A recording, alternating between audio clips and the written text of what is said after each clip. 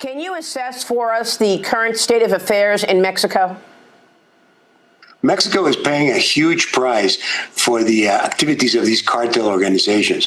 We are currently losing 80 to 100 people per day murdered by these cartel members. So that needs to stop.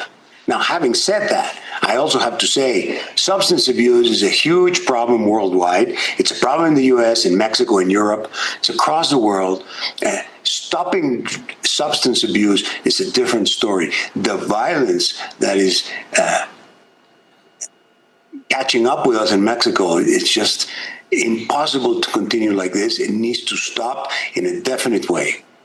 So how does it stop then? I mean, I was told in many cases you've got the drug cartels in charge of running the country. So how do you stop these multi-billion-dollar businesses back and forth across the border? Yeah, it's a terrible problem.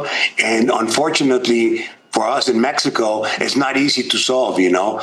This partnership of certain government officials with certain narco cartels has certainly gone way beyond any expectations. You know, Mexico has always had this reputation for corruption, but what's happening now is way beyond anything that happened before. So let me tell you one thing, for example. There's a huge organized crime ring that steals fuel from the Mexican oil company. Then they sell it for cash, and then they recycle the cash for political purposes. And it's huge. We've never seen something like this. We so really it's all need to wrapped up in politics as well, Ricardo?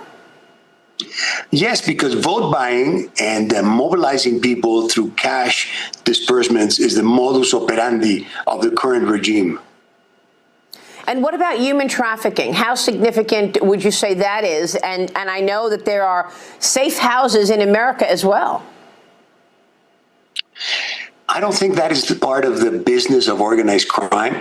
The organized crime that we're seeing is reselling stolen fuel, bringing fuel without paying taxes into the country, and, of course, drug smuggling into the U.S. That's where the big money is.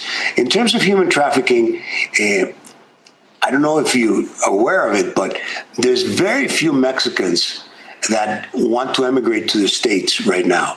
The immigration that we see, and a lot of people that are trying to get into the U.S. are mostly people from Venezuela and from Central America and Cuba, Haiti, which are these failed economies. And people need to find a way